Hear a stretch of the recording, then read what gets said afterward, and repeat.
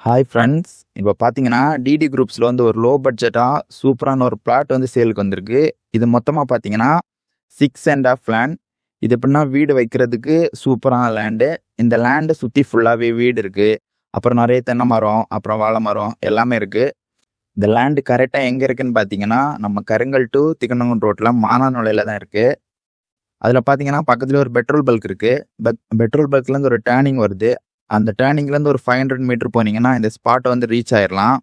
இந்த ரோட்லாம் பார்த்தீங்கன்னா, நல்ல ஸ்பேஷியஸாவும் இருக்கு. பக்கத்தில பார்த்தீங்கன்னா, வீடு எல்லாமே இருக்கு.